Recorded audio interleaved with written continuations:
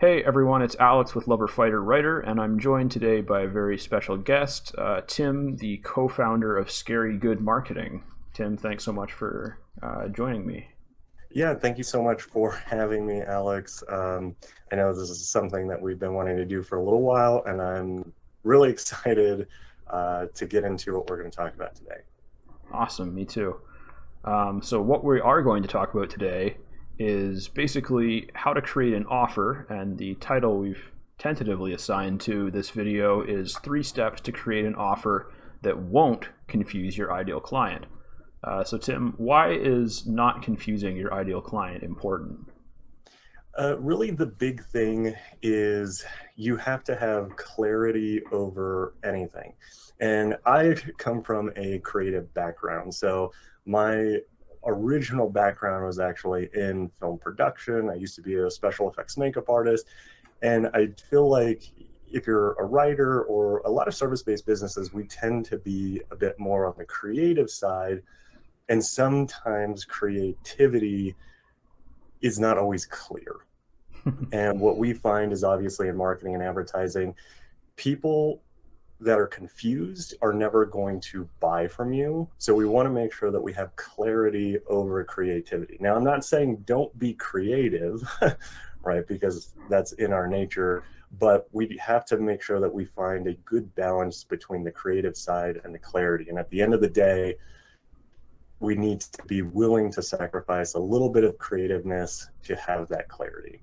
That's obviously if you want to make money doing what you're doing, which I'm assuming if you're watching this, you want to make more money, you want to grow your business, you want to do those things. So that's really the big thing. And that's why we want to make sure that our offer is as clear as possible.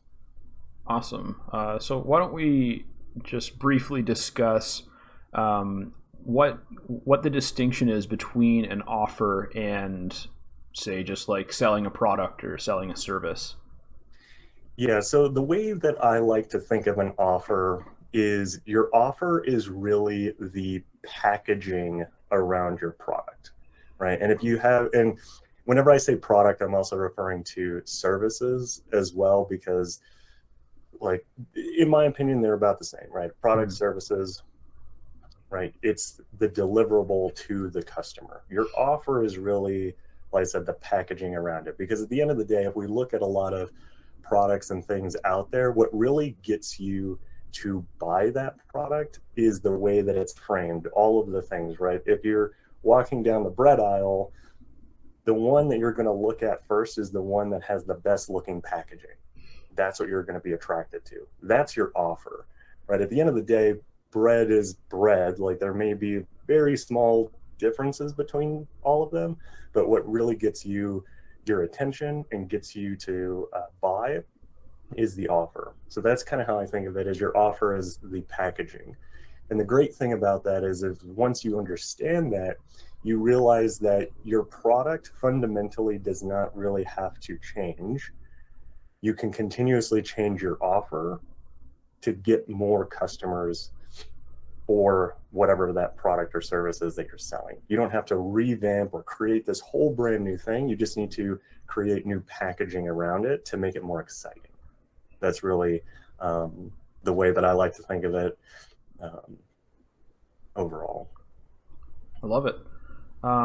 Okay, so we kind of broke the offer creation process down into 3 steps. And the first step is create a 1 sentence description of your core offer, which is kind of goes a long way towards creating that clarity that you were talking about. Um, so, how would you go about going from having, a deliverable, a product or a Mhm. service, to creating a 1 sentence description of your core offer? Yeah, and it's always funny to me because I think it's one of the oldest things that people talk about, and it's really understanding your features versus your benefits of your product. And I know it sounds super basic, super whatever, but a lot of companies that we've worked with, getting as much clarity, and I'm going to say clarity a lot in this video, getting as much clarity as you can on what these things actually are. And I kind of want to talk about this because sometimes, like, it's, trust me, it's easy to skip over, but this is really where solidifying down exactly what your offer is going to be, because we need to really understand what the product is, and that's really the features, right? It could be color, it could be what it's made out of, it could be a lot of the factual things about your product, where the benefits are obviously like how does it benefit the end user or the customer, but you want to really just list those things out. And for every feature, you need to figure out what is the benefit of that. So like one of the examples, and I can't remember exactly who it was that wrote it, and of course, copywriting is a big, big thing, but they were talking about a pencil, right? And they were talking about, it has what's the shape? It's like a hexagonal shape, right? That's the feature of the pencil, but the benefit is that when you set it down on the table, it won't roll off your desk. That's the benefit of that feature. And that's really how we need to think about it, because the more we understand the benefits, because that's really at the end of the day what is going to sell the product, right? And we have to figure out exactly why people want to buy this, right? It's like the other one that a lot of people talk about, where it's like, people don't buy a hammer to nail a nail, they buy a hammer to build a house for their family. That's why they buy that product. It's not like the utilitarianness of it, right? So that's really the big thing when it comes to that. So I like to think about those things, because once we have that clarity, then we can start formulating this one sentence essentially offer. And the other key thing here is we're probably going to write 10 different one sentences, because at the end of the day, we don't really know exactly what is that one thing or that main thing that's going to attract everybody. And we want to test stuff. Like, I'm a big proponent of testing, A/B testing, and the more of these one sentence offers we can create around your product, the easier it's going to be able to sell. Because at the end of the day, what I may find valuable, you may not, right? Just like the hammer, right? If I'm right, maybe I'm buying a hammer to hang up a picture of my family in my office, but a contractor is buying a hammer because it's part of his job. It helps him make money, right? It's the exact same thing, but those are two different markets, demographics, and that kind of stuff. And that's why at the end of the day too, you can have more than one offer for your product. You really just need to look at who the market is that you're going after, right? Because like I said, it's the same thing, right? The hammer is a hammer, but we can sell it to different markets, demographics. Does that kind of make sense? Absolutely. Yeah. So you can take the same kind of product and put it in different packaging to make it appeal to different demographics based on the result that they're hoping to get from it. Yeah, and like I said, that's why with these one sentences, we really have to look at the features versus benefits. Because like I said, not every feature and benefit is going to be for everyone, right?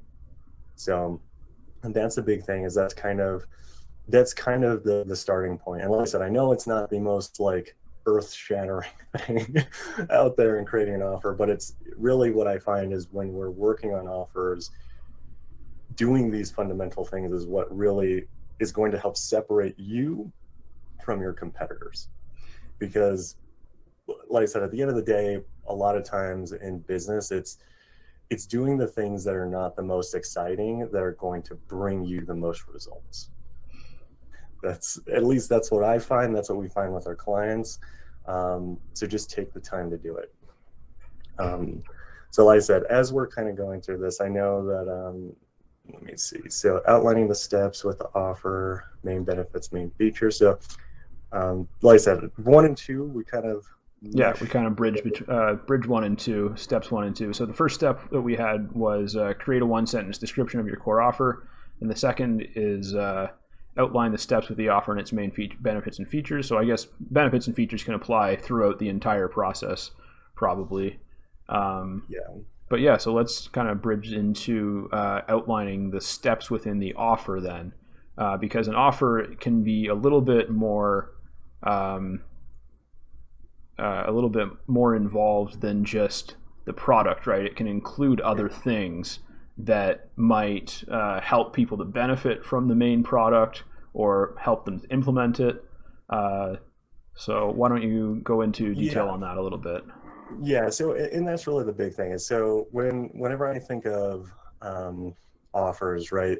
The I guess the old tried and true type offers is, like a buy one get one free, right? That's an offer that's something that you can do that's relatively easy. But one is we really have to evaluate the product, understand where that product fits inside our business, right? Because just like anything, and what I kind of talk about is I like to think of it as we have a profit pyramid, right? At the very top, we have our high-end ticket products, and then towards the bottom, we have low-ticket products that are more designed to create that working relationship with a new buyer, right? Because realistically, the likelihood that somebody's going to just go know nothing about you and pay you $10,000 for a product or a service or whatever is very unlikely. It It's a does hard sell for happen. sure. Yeah, it does happen, but it's very, very unlikely. So we have to have almost like entry level products or services to help build that relationship. So depending on where it's at, and a lot of the times at the beginning, a lot of companies use things like right, a discount as an offer, a buy one get one free as an offer.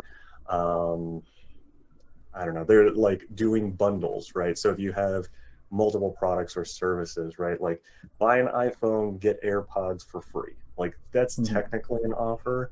And what I would say is those are relatively, and they work, but they're so common that they're not as exciting in certain marketplaces anymore, right? Like they do work, but if you really want to see, um, really just get a lot more customers, we have to craft something that sounds a little bit more exciting, right? And that's why doing competitor research is important too, to kind of see what are other people offering out there, right? Because it may sound good to you, but right, if you're like, hey, and I always use video production, but I'm like, hey, we'll shoot you a commercial for $1,000.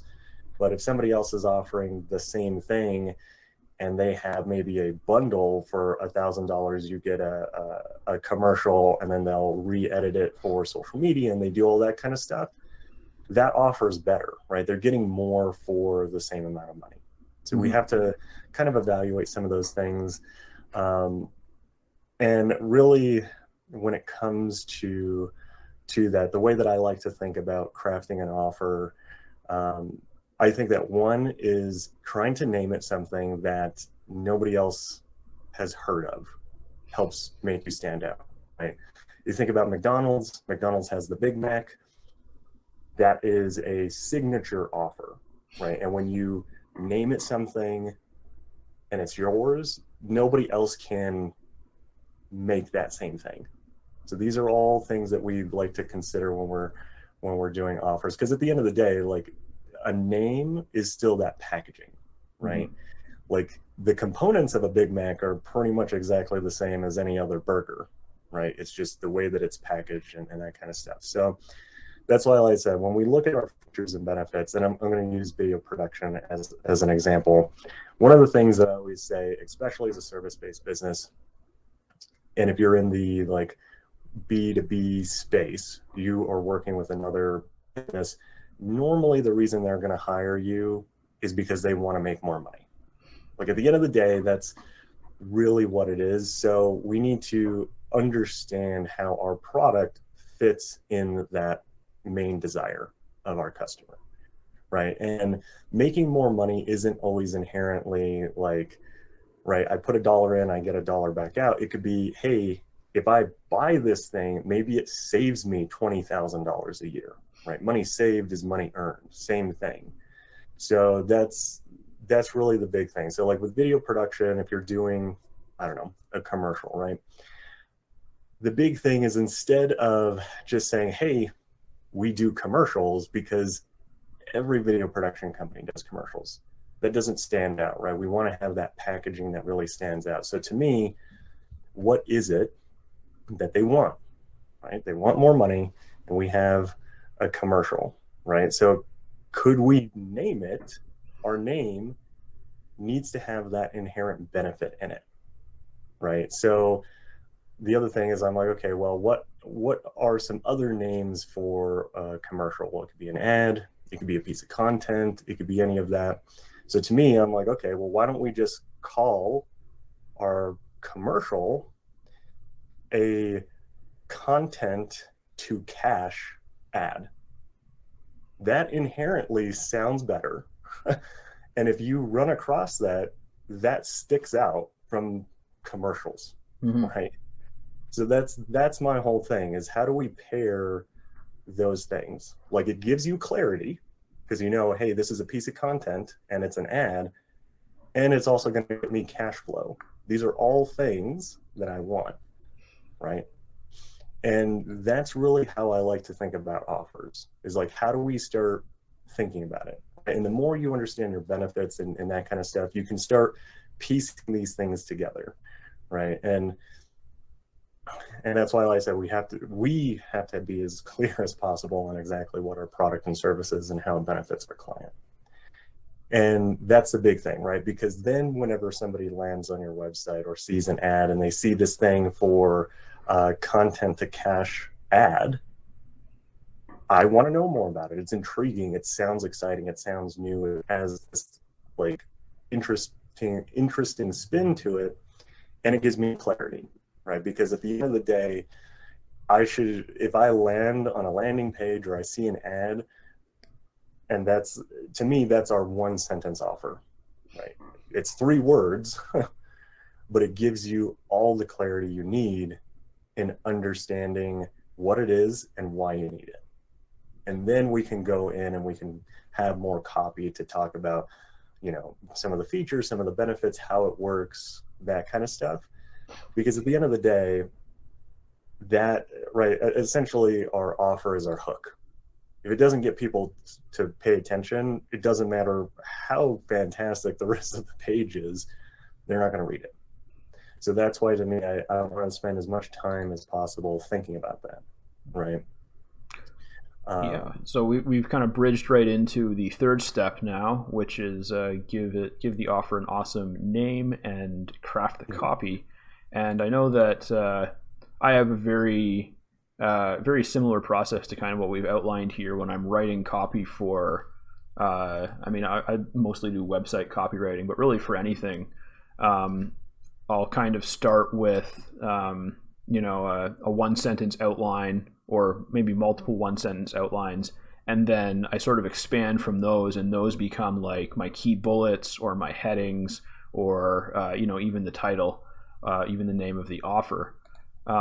So what are some ways that we can start to like brainstorm potential ideas for an offer that are going to make it really clear and really appealing? Yeah, I think that, like I said, the big thing is I like to, and even in the name, right? Like, figure out what it is. Like for example, like what I tell people is I'm like, we went with scary good marketing. Marketing is in the name. Like, it's inherent that like you're gonna get that. And I think that's the whole thing, is like, you want to, even if you can't come up with a catchy name like, content to cash ads, that's okay, right? Like, these things take practice. And I think one of the best things you can do, and I do this literally every single day in the morning, and this will help you as you're crafting your own offers, but in the morning, every morning when I drink my coffee, I pick one thing in my house, and I look at it and I say, how do I make this an offer? Whatever this thing is, how do I make this an offer? If I was in the business of selling this thing, how would I sell it? And do that every single day. And like I said, just do it until you finish your cup of coffee. Do it for 15 minutes, flex that muscle, and you'll get better. Because it's always funny, because people are like, dang, how did you come up with that offer so fast? I'm like, I literally do offers every day. Like if you want to get good at it, and to me, this is probably one of the best skills that you can have is crafting these offers. Because like I said, at the end of the day, like yes, we will have like content, what is it, content cache ads. We can trademark it, we do all that stuff, but then somebody may try and steal it. Somebody may try to do any of that, and we have to always be willing to switch what that offer is. Fundamentally, the product's the same. And like I said, it really just comes down to that clarity. And I think write as many as you can, and I would just go to pre-existing customers, talk to them and ask them, like, does this sound interesting? Like if like nothing else, if I did not tell you anything else about what this is, would you want to keep talking about it? Because that's the key, right? If just with those 3 words, I can hook that person and get them interested without anything else, the bulk of the work that you've done is just going to, everything else that you do is going to just 100% maximize everything that you do. So like I said, whenever I'm thinking about it, I just like to, a lot of the times I look at thesaurus a lot because I'm like, what are other words that I can use related to what this is, right? Just like with the commercial, right? Okay, well, what is it? Inherently, it's a video. What's another name for a video, right? What are other words that start with like maybe the letter V that I can use that are actionable words or exciting words, right? Like cash is an exciting word, and content and cash sound good together, right? So that's really just how I kind of look at it. I'll literally just go through and look at hundreds of different words and see if there's anything that sticks out to me, makes sense, any of that. Because like I said, if it's exciting to you, it will probably be exciting to your customers. You just want to make sure that it's clear, right? We don't want to use crazy words that nobody knows or can read, right? But we want to like stretch your imagination a little bit in that. And I think whenever thesaurus is probably the number 1 tool that I use because I don't know all the words. And it's just trying to just see what other kind of words or phrases or things. And especially if you can relate it to an industry, right? Like for instance, if we're doing dentists, let's say, and we wanted to do the same thing, can we relate our product to that industry, right? Like dentists, they refer to everything as patients, right? So to me, I'm like, could we come up with something related to that, right? Like maybe I don't know. I'm not always good off the top of my head sometimes, but can we relate patients to the offer, right? Could we call it like, I don't know, more patients now video, right? That's not the most elegant, but it gives us clarity, right? If I still read that, I still understand what it's inherently going to do. It's a video that's going to help me get more patients. I would craft it a little bit better, take more than like the 5 seconds I thought about it. But right, that's a good starting point. Yeah, right? I think just having that shape is a good place to start. And another little tip for people, when you're building this like initial kind of vocabulary, even when you're looking for words that you can like put into thesaurus, reviews are a really good place to source that. So like if we were talking about I'm not sure what it would be if we were like looking at a service to offer a dentist, but I mean you could go to you could go to like a Google My Business page for a marketing service that focuses on dentists, and you would probably see some reviews from dentists talking about that. Or you could find books on dentistry on Amazon or something. That's a great place to find reviews. And that way you get the vocabulary that your ideal customers are actually using, and you can kind of start from there, and you might find a word that you like, or you might find a word that you can put into thesaurus and get back some other vocabulary. Yeah, and I would also just go to like a lot of the association type websites that they have, like dental associations and that kind of stuff, and just see, because right, that's a hub for all of professionals to go to and like look at the way that they talk about things, understand like what they say, what are the main articles that they have on there, or blog posts, or any of that stuff, and what do they talk about, and how can you immerse yourself in that? Because at the end of the day, right, like if we're selling, right, if I'm doing a testimony video or you're writing headline copy for a dentist, realistically, you could probably do that for any business. But by just crafting the exact same product and putting it in that new offer and that packaging and going to that market, it stands out Hmm. because everybody's just like, we'll write you more headlines. That's great. But so does everybody else. Right? How do we target it to those specific people?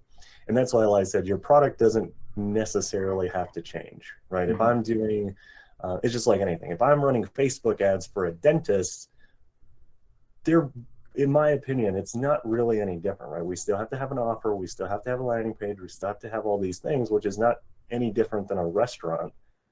But if I can just, instead of just saying Facebook ads or just Facebook ads for dentists, because that's a little boring in my opinion too, how do we create it to make it sound better, right? And that's why, right, it could still say Facebook ads, but how do we put some kind of a benefit in there, like what is the thing that they actually want, um, and start crafting it. And like I said, this is something that you will continuously mold over time, and it'll sound better as you put in the reps for it.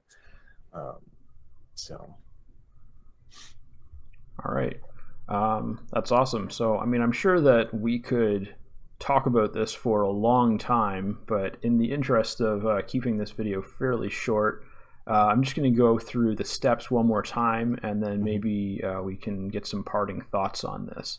So, our first step is basically to create a one-sentence description of the core offer.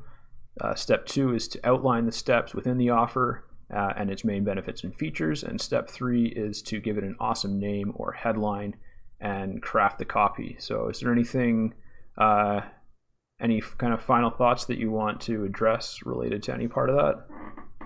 um not that I can really think of. There is, what I'll say is, if we want to go into a little bit more advanced tactics behind some offers, and like how to give it a little extra spice on that offer once you kind of have it, to really help. What I really call is right, in copywriting, marketing, kind of like, they always talk about the gap, right? Your customers here and they need to go across the Mm-hmm. gap or whatever.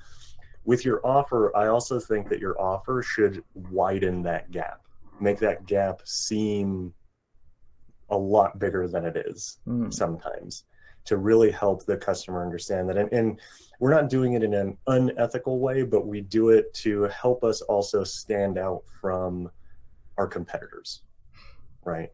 And one of the things, like I said, sticking with some of the video production stuff, is understanding like what are already the things that they are against with your product and service, or what are their false beliefs that they have, and how do we integrate that into our offer. So one of the things that I know for like video, right, anything video right now, TikTok is the thing. Mm. A lot of people, business owners in particular, don't understand, like some of them understand how to use TikTok. I would say the majority are 100% against TikTok because they just think like, how am I going to make money doing dancing videos? I don't want to do dancing videos, right? Yeah. So the thing is if our offer is talking about that, we're already at a disadvantage, right? Because inherently in their mind, they're like, this isn't for me. I don't want to do that. So let's play on that. So one of the things, that I would do is I would say something like, um, and maybe it's counterintuitive. I like a lot of counterintuitive statements because it helps build trust sometimes. So I would say something like, you don't need, you don't need to, or you don't need video to grow your business. even though we're a video production company, right? You don't need video to grow your business. Videos are what your kids make on TikTok. What you need is a content to cash ad, right? We're widening that gap a little bit more so that if they do go to another video production company, we're seeding it that you don't need video. What you actually need is this ad, and that's the big thing.